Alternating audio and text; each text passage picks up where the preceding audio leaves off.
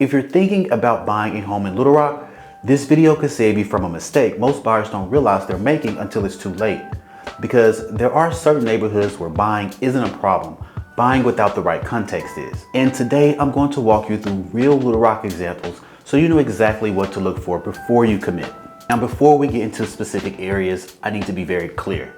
This video is not about telling you where to buy or where not to buy. It's not about good neighborhoods versus bad neighborhoods. And it's definitely not my personal opinion of these places. This is purely educational.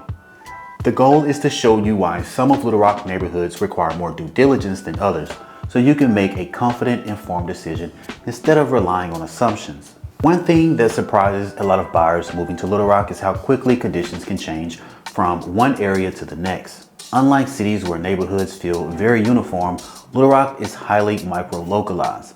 That means two homes with similar prices can offer very different day-to-day experiences depending on street layout, traffic patterns, nearby commercial zoning, housing age, and long-term development plans. This is why buyers who skip the research phase are often the ones who feel caught off guard later.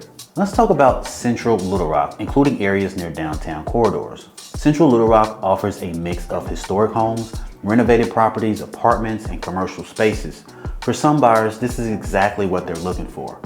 But this is also one of the areas where conditions can change dramatically from block to block. Now, what buyers should research here: how close the property is to major roads or highways, whether the street functions as a cut-through for traffic, or what nearby zoning allows, residential, mixed use, or commercial, how parking, noise, and activity change after business hours. Many buyers tour these homes during the day and they love the charm, but later realize they didn't account for traffic flow or nearby commercial activity. Again, this is not a deal breaker, just something to understand before buying.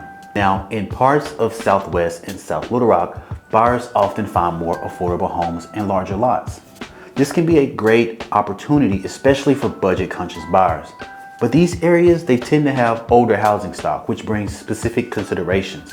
Things buyers should evaluate carefully: age of plumbing and sewer lines, electrical systems and panel upgrades, foundation behavior common to older buildings, and maintenance history of the home. The mistake buyers sometimes make here is focusing only on the purchase price without planning for ownership costs. A thorough inspection and realistic budgeting are key to these areas. Now, parts of the east end of Little Rock sit closer to industrial zones, rail lines, or major transportation routes. That doesn't make these areas wrong, but it does mean buyers should pay attention to environmental and lifestyle factors. Before buying, research noise patterns from trains or trucking routes, proximity to warehouses or industrial facilities, air quality considerations, and future zoning or expansion plans. Some buyers are perfectly comfortable with these trade-offs. Others realize too late that it impacts their daily routine more than expected. MIDTOWN Little Rock and nearby neighborhoods include areas that are actively changing. You may see renovated homes next to older properties, new businesses opening alongside long-standing ones, and gradual shifts in demand and pricing. These areas often attract buyers hoping for long-term appreciation. The key question here isn't if change is happening, it's how consistently and how quickly. Buyers should ask, are improvements isolated or widespread? Are infrastructure updates planned or already underway? And what's the realistic timeline for change? Transitional neighborhoods reward patient buyers, but unrealistic expectations are where disappointment happens. Parts of West Little Rock offer newer developments, schools, and amenities, but buyers should still research carefully. Some areas farther west trade lower density for longer commutes, quieter neighborhoods for increased driving time, and larger homes for distance from employment centers. This isn't a negative, it's a lifestyle decision. Buyers who are happiest here are the ones who intentionally choose the trade-off, not the ones who discover it after moving in. Now, across all of these examples, the biggest issue isn't the neighborhood. It's buying based on price alone, one daytime showing, online photos without context, and general city reputation. Homes don't exist in isolation. They exist inside neighborhoods, traffic systems, and long-term city plans. The best buyers aren't even the ones who avoid these areas.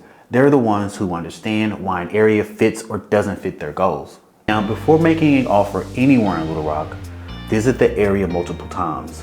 Drive the surrounding streets. research zoning and development plans, and understand age and maintenance patterns. Match the area to your lifestyle, not just your budget. This approach doesn't limit your options, it expands them because you're choosing with clarity. Little Rock has incredible value and opportunity, but it rewards informed buyers. This video wasn't about where not to buy. It was about making sure you don't buy blind.